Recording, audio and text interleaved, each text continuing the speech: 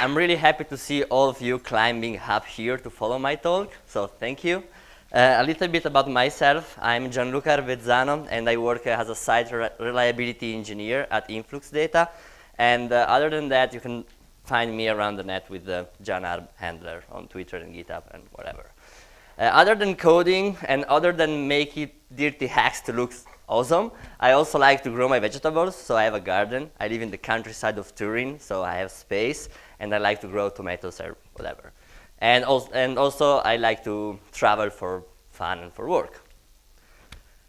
I'm gonna tell you a story. Probably it's not the story that you are living, but I think it's a common story. So everyone knows about Docker. Some of you are using it for local environment to spin up with Docker Compose containers, or maybe you are using it in your CI, so to reproduce dynamically environment that you can use. But everyone is speaking about Kubernetes around you. So every place you go, all of your colleagues, if you go to a shop, in a bar, everyone is speaking about Kubernetes. Your mom tells you about Kubernetes every morning. So you are really aware about these things. But maybe you don't know what it is. So your team is growing, your company is going really well, and at some point you just hired a new DevOps that knows about Kubernetes. You don't know why, you just hired him because you're looking for a new DevOps and he knows about Kubernetes. So that's perfect. And at some point you will find yourself moving all your infrastructure and your teams to Kubernetes. And this is kind of the picture that you're in your journey. So this is a story that happens, I think. Our story is a bit different. Maybe we are not really in a car full of packages, but we are moving to Kubernetes. I work for InfluxData, and InfluxData is a company in San Francisco that provides a set of open source tools to do monitoring and to handle time series data. So all the projects are open source, and you can use them for free. The most used one is InfluxDB, that is a time series data that you can use to feed all the data in. There are other tools like Telegraph, that is an agent that you install in all your servers, and it is able to grab all the information and telemetry from services and from CPU, memory, and this kind of stuff. We have a dashboard that is called Chronograph, or you can use Grafana. And we have the last tool of the chain is a proactive tool that uses the metrics to do alerting or to do downsampling or this kind of stuff. So I did this disclaimer because I'm describing a true story that it's happening now because we are still in our journey to migrate or to build the version 2 of all these applications. And we are doing this on Kubernetes because we decided, as a company, we provide a SaaS integration, so you can buy as a service all these tools. And we decided to start Cloud 2, so all the version 2 of all the packages in cloud. And after that, we will bind together a single binary open source as we was doing before. So we decided to go with Kubernetes. First of all, you need a good book. So Kubernetes up and running is really good. All the authors are great, and they are knowledge about the system. And Kelsey Tower, Brendan Burns, and Joe Bed are people that started Kubernetes. So it's really good. And it's short, so it doesn't take a lot of time. It's driven by experience, and it's practical, and it's really easy. Other than that, it helps you. I noticed it. I don't know how they did that, or if they did that in purpose, but it drives you to the documentation. So at the end of the story, you also know how to drive the documentation. And it's also really important because usually when I'm by myself, that's where I go. So I just open the documentation. The second step is to make your hands dirty. So I'm not speaking about just me or just you. I'm speaking about all your team. Because what we did was to move not just myself, but move all the teams and all the mindset to Kubernetes. Because that's where we're going to stay for the next couple of years, I hope. And so we have people that are writing database, so they have a different mindset. They handle persisted data, so it's really hard for them to debug long-running process on Kubernetes. So we made all the experience, and we are making the experience for all the team good. And this talk is all about what we learned along this line and what we are doing now and what we are still learning.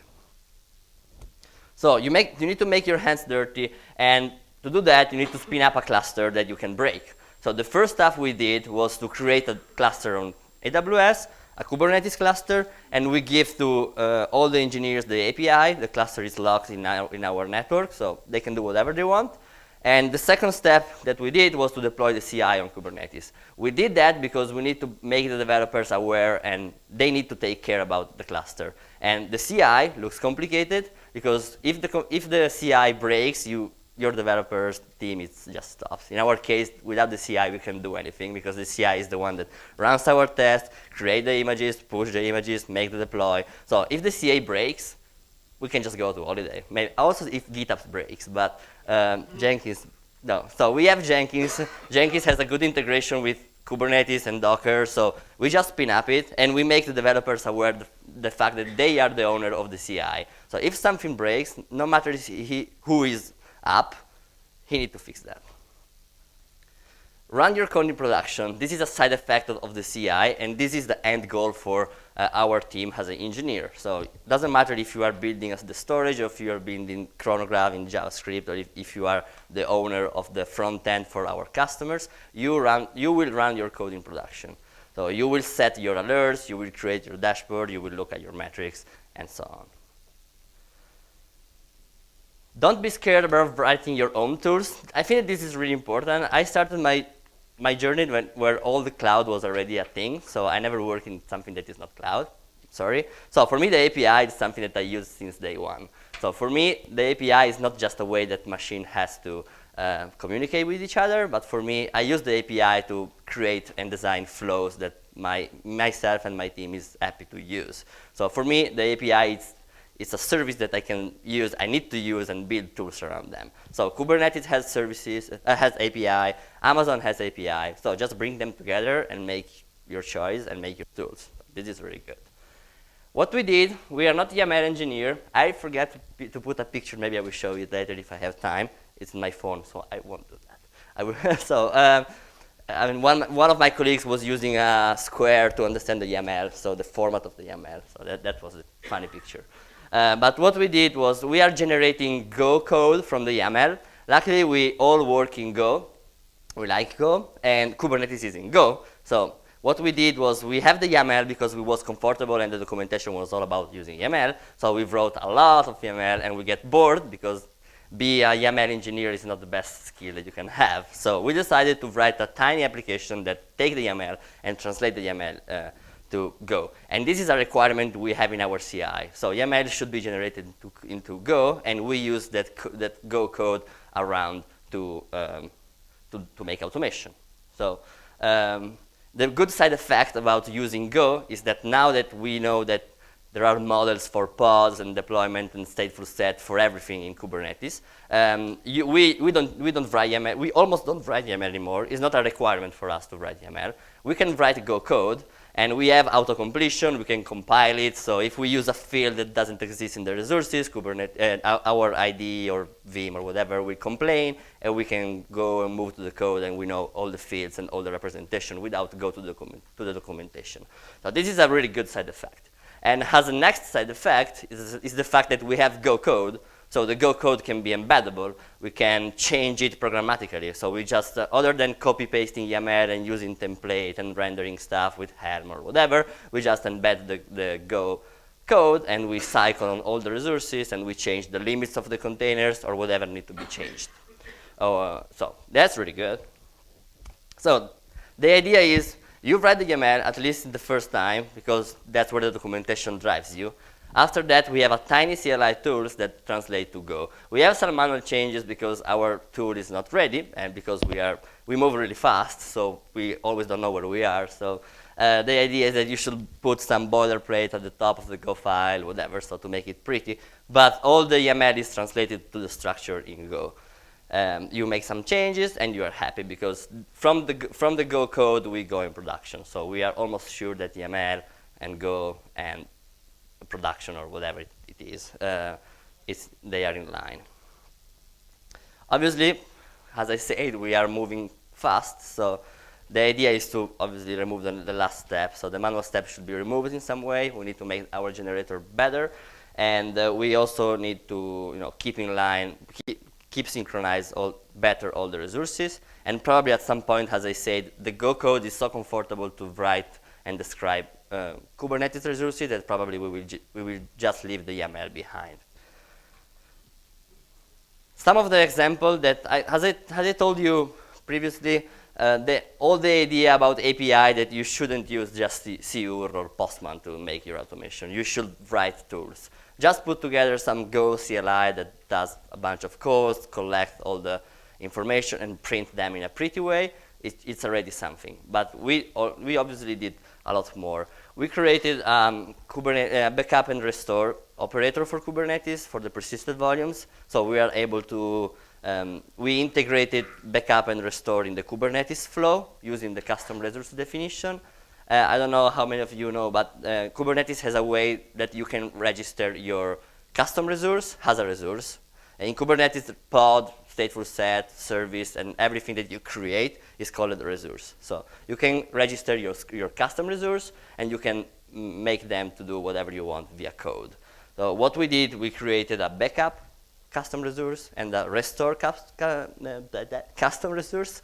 And the backup one accepts a persistent volumes. And you can say, OK, backup these persistent volumes, and it backups the persistent volume in AWS, making a snapshot. And the restore is the same. You say, take this backup custom resource ID and restore in this pod. And it just creates the volume from the snapshot and attach the snapshot to the pod. This is one automation code that we've wrote. Oh, now in Kubernetes 1.12, backup and restore is in beta, part of the Kubernetes capabilities. So probably in the future, we won't just use our code, but it wasn't there when we was looking for it. We have a service that creates isolated environment for our system. So we take all our system and we just ask to a service, give me another environment like this one. And it creates another one isolated in another namespace in the same Kubernetes cluster. And it's good. We use it to show our code to somebody else. So you can change, obviously you can change the version of the pod that it's running if you need a different version, and if you need to show something to a product manager or to a colleagues, or we use it for integration tests. So one of the steps of our pipeline is to make integration tests. And to make integration tests, you need an environment. So this microservice, we reach to these microservices. It gives us few URL that we need to test our targets, and our integration test runs on them, on those targets. And at the end of the integration test, we just remove the namespace and the environment. So we did that in a really clean way, in a way that is maintainable, I think, because we have these Go objects. So we can just select and embed the Go resource that we need, and we can change the limits parameter or the targets of the containers just programmatically in the code without doing templating or rendering. That is always boring. The last one, we have a tool that does kind of the same that our runtime environment does, but for local environment in Kubernetes. So what usually changes is that your limits are different and your requirements for the containers are different. Another key point that we learned and that we are still learning is observability and instrumentation. It's really complicated, I think, and at some point you will discover by yourself that there is a lot of code required to instrument an application, and usually it is shared across microservices, but it's really fun. So what we learned is that the key when you think about Kubernetes is about taking a snapshot of your system right now. So when you have a problem, what you need is a way to say, OK, give me the data, and I will figure out the difference between what's happening and what normally should happen. So when I mean system, I don't mean an application. So it's different. In your mindset, when you work with Kubernetes, the system is the overall system. So usually in Kubernetes, you have a microservices environment. You have a distributed system. So what one process is doing is probably a cause effect from thousands of other processes, and there is network involved. So the system is not the picture of one application; it's the picture of all your system, and you should be able to go deeper in the single application, obviously, if you need. So all the stuff that we saw during the keynote, tracing and performance is great, but you start from another perspective and you go deeper in the trace. Observability is all about what you collect, so which data you collect, memory, CPU, how many PDF you generate, how many login you have, the disk I/O, the MySQL queries, whatever, the number of containers you spin up and down. All this data, it's a matter of all the data you collect plus how do you aggregate them together. Because the aggregation is the key point. You can't understand if a system works just looking at the CPU usage, because who cares about the CPU usage? We are in cloud. If we're using too much CPU, we will grow the number of instances. If we're using too much memory, we will just grow the amount of memory. So it doesn't really matter. At least what matters in a distributed system is latency. So if your application is a PDF generator, what matters is how long it takes, or if it's able to generate all the PDF that it should handle. So probably the CPU the PDF generation requires memory and CPU, so you should aggregate this data together to have a picture. But data and aggregation are moving together. As I said before, I just highlighted, the idea is all about the normal state plus versus the current state of the system. So just understanding the normal state, it's a pain. I mean, it's really hard. I don't define how a system works normally. It's already a huge amount of work. What we need to do next is to have a picture of the current state and have the ability to make the diffs.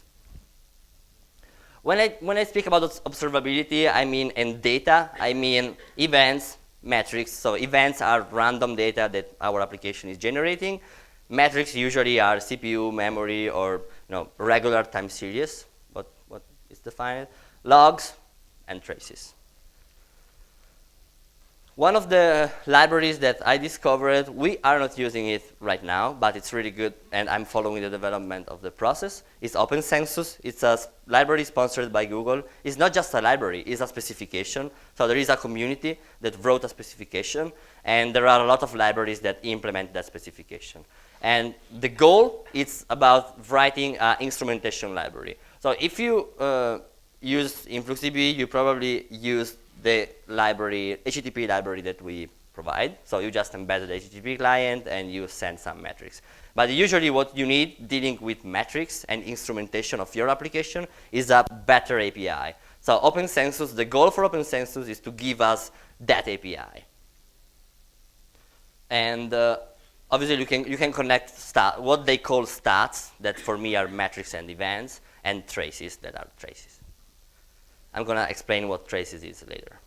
So the architecture behind it is that you have a common interface that the library provides. It looks similar maybe similar to what the Prometheus SDK looks like. So you have histograms and counter and sum, and you have this interface, and you move this interface in your application. You collect data, and you can configure where to put the data. So there is a clear abstraction between getting the data and exposing the data to a storage that can be Zipkin for the traces, or whatever, Amazon X-Ray, whatever you need. CloudWatch, Prometheus, all are supported. And you can write your own exporter. It's just 2 functions, not really hard to do. Another stuff that we do, we expose Prometheus API. So we expose every service is exposed as /metrics. If a service doesn't expose it, it doesn't exist for us. And we use it. I just copy-pasted it from the documentation because I think that this is the best takeaway that we can get from the Prometheus community. So it's not the storage. The storage is great. The pull method is great. But the format is what makes it really great. Because we can use it to build automation. We don't really need to use Prometheus to do that. Because if we need to take a metrics from another application, we can just go to the /metrics and grab whatever you want. So the CNCF and the Prometheus community understood that, and recently in August they released a project called OpenMetrics. Everything is open now. I don't know. OpenMetrics, and OpenMetrics is they took the exposition format, so the one that I showed you. They put some work on it, some love on it. They make it general, and they are working on a standard that all the applications can use. And it will cover stuff like IoT or this kind of stuff. So not just cloud application.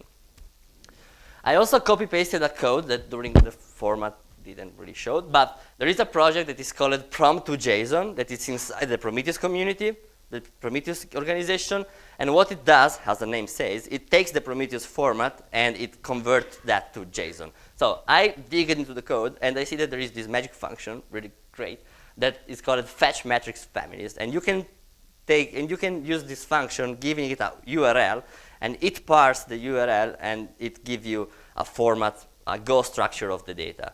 So if you need to build something really easy using the slash matrix stuff, you can just copy paste part of this function and use it as ever you want. So it's really good. I think that other than just thinking about Prometheus as the storage plus the exporter, think about Prometheus as the format and start to make your own good stuff out of it.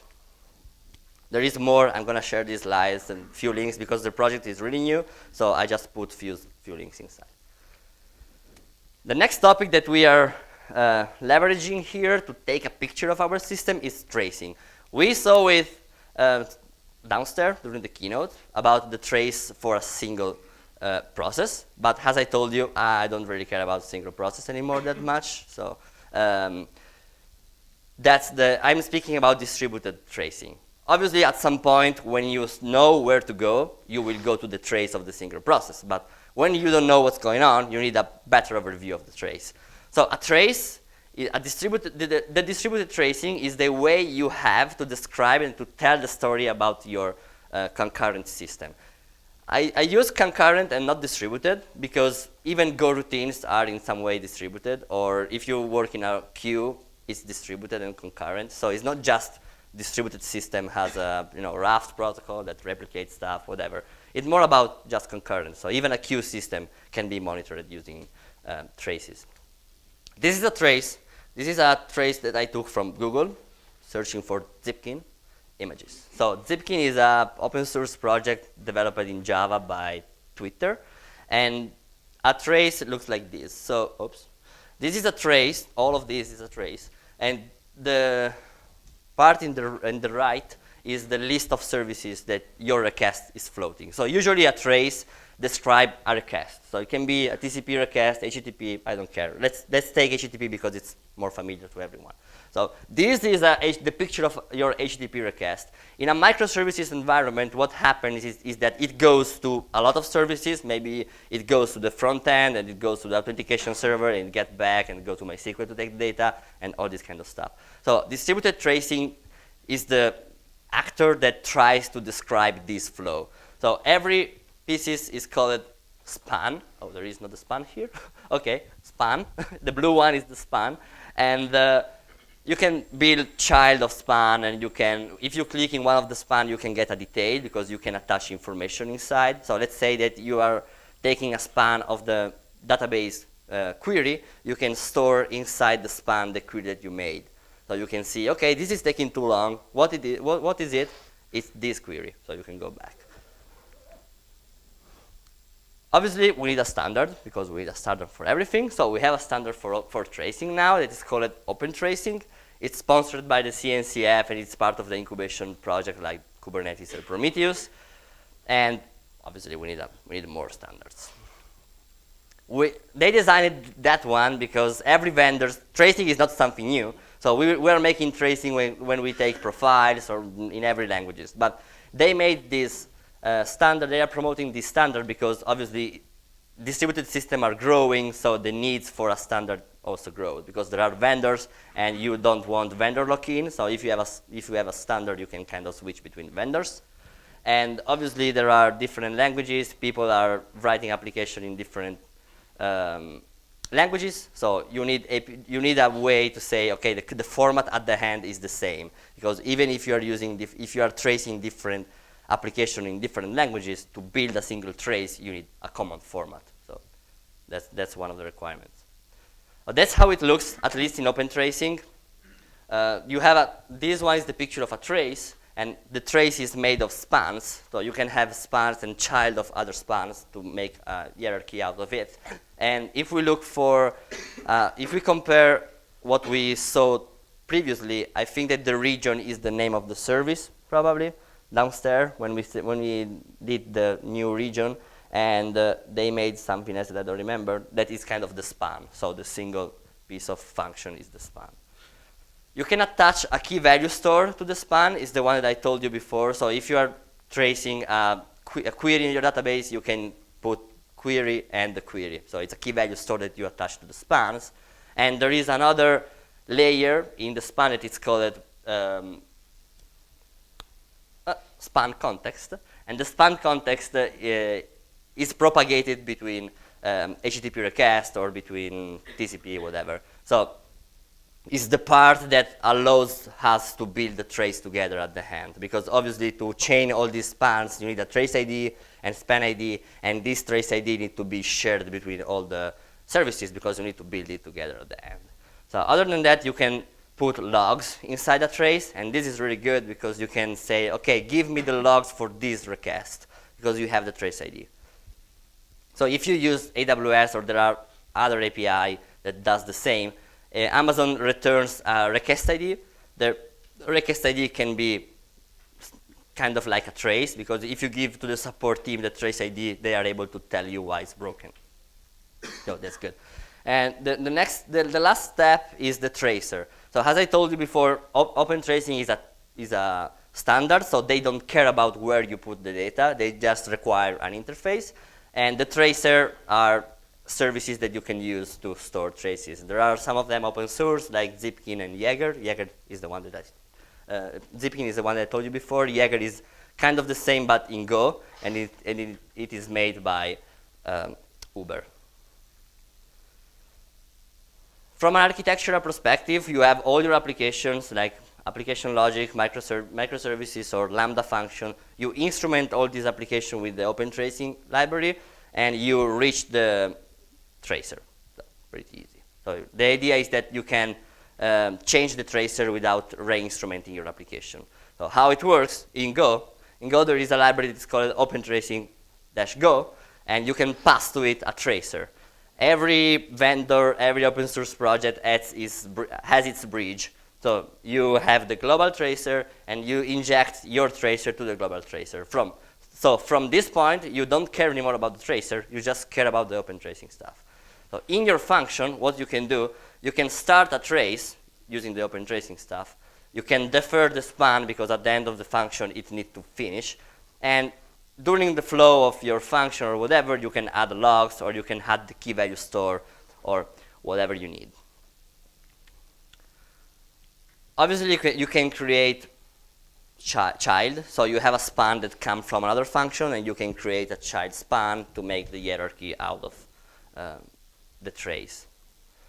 I didn't show you. Yeah, the start span from context, it's important because the library used the context to take the trace ID and to create the span from the previous one or from the context of the function. So this is really good to go over the network and to have a trace that has sense. Second stuff we learned, as I told you, probably you're kind of getting that the idea is to get this picture from the system. So you have your trace, you have your metrics, and you don't need to do anything in the application because you are in production. So you can't change the process, you can reconfigure it. You have what you have, and that's it. Another way to get metrics out, and we are coming back to the keynote presentation, is pproof. So pproof is really important. We have it in all our microservices, and we use it a lot. In this part of the presentation, I'm going to tell you about how we extended it. So downstairs, we saw how to use pproof programmatically in the application. So he called the functions inside the main, this kind of stuff. But what you can do is you can use the package net HTTP pproof, and what it gives you, it exposes pproof over HTTP. So you can call them and get a tar, store the tar, and see whatever is going on. So it's super easy. If you are willing to try it, you start an HTTP server with pproof, and that's it. What you get is a go tool pproof command, or you can just use pproof. It's in your system. And the link of the pproof entry point, and you get a programmatic API like this one. So downstairs, the example was with an exported text file. This one, you get the text file from your microservices. And you can generate images or whatever you want. I generated the images for this example, so what you get is an image with all the blocks with what's going on. So my main was super simple, so we have the main, the HTTP server, and we call the handler down there. So nothing really complicated, but you can do the same in your application, and it's gonna profile the all the application. What we did was, in InfluxDB, this is something that you can see in the open source code, is we extended the HTTP, the preproof HTTP package, because it's really good for support, because we can just, or to help other people, because we can ask the customer or the open source contributor to give us, to export the profile, and the profile doesn't report just the CPU or the standard stuff, but it also looks for something that we care. So in the bag, we get queries and we get other stuff. So the idea is you just need to wrap the HTTP proof, and you can add custom metrics using the router. So you use the handler, and we had the route that is called debug preproof all, and that entry point generates a tar file, and the tar file is the one that we instrument and we look. This call, the active profiles and queries, returns, other than the number of routines, the head profile, so everything that we usually have in a preproof, it also returns the show shards query, the show stats query, and the show diagnostics query. So these queries are InfluxDB queries that we use to understand what's going on in the system. So the idea is that we are asking transparently the other people to give us this data. So it's really good if you can't dig into the server, because it's a single command that generates the tar and it gives you to what you need. You can do the same, for example, adding, we have another call that stores part of the logs. So the last megabytes of logs or whatever, it's compressed into the tar file. So when we get the tar, we also get part of the logs, and we can see what's going on. From a code perspective, I put the link of the file because it's obviously easier than following my slides, probably. But we have an array of stuff that we should take, like routines, blocks, mutex, and heap. And what we do, we cycle on them, and we take the profile. In this part, we are not doing anything weirder than what the preproof is doing. So we just use the function start CPU profile, we take the profile, and we use the lookup function, and we write everything into the tar, into the buffer. Obviously, we have other functions, the show shards, the show stats, and everything that I showed you before. So we have another, we start the function to get these metrics from InfluxDB. So what the diagnostics does is just reaching the InfluxDB server. It runs the query, and it adds the text format to the tar. So, and this is done in all the this is done for all the queries. So before we take the diagnostics, after that we take the shards and this kind of stuff. So we put everything in the tar, and we look at it later. In my abstract, I wrote about Delve and GDB. So I spent some time, a few months ago, trying to make them running on Kubernetes. And I learned a few interesting stuff. They doesn't apply for what I was looking for. So I stopped. Because obviously they work great. Because what you do when you use Delve and GDB in your local environment, you just start a daemon that wraps your process, and you do next and stop. So you can do the same. You wrap your containers in a Delve containers, and you have the remote IP from Kubernetes. So you get the remote IP, and you debug it. That works. But for production environment, as I told you before, and as I try to drive you this today, it doesn't really apply because you can't stop. It's just a debugger, so it resolves a different kind of problem. So you can use that on Kubernetes, but maybe I will cover it when I have more experience next time. Thank you.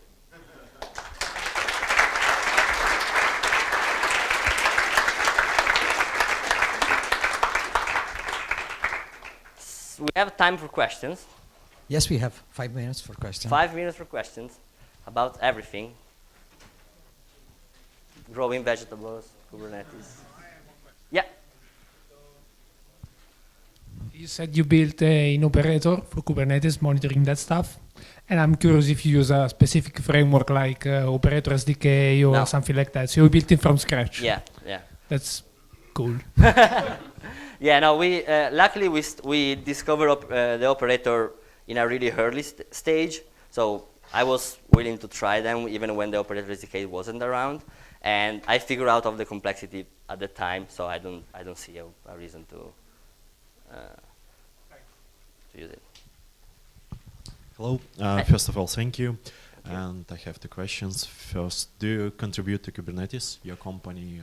Or We wrote we've contributed to the Nginx ingress recently. To Kubernetes, I'm thinking there is an open issue. I mean, yeah, we didn't open a pull request yet, but we are always willing to help. And second one, how many issues have you faced exactly with Kubernetes? What do you mean? I mean, some components of Kubernetes don't work. Yeah, well, we face some issues with the persistent volumes. So sometimes that doesn't really attach to the node or they get stuck. So the persistent volumes is definitely something that we need to investigate, and we are working with Red Hat and the open source community to make it working. And other problem that we have, obviously updating Kubernetes is always kind of a situation where you don't know what's going on. But you know, we took some strategies to avoid that. So we have shadow clusters and we update that before. So there is stuff that we are doing to. And the last question, so regarding persistent volumes, do you resize them on the fly? We don't resize them. Thank you. No problem. We use the backup and restore operator now to do that. Yeah. Thank you. Any question more? Okay, thank you very much. Thank you.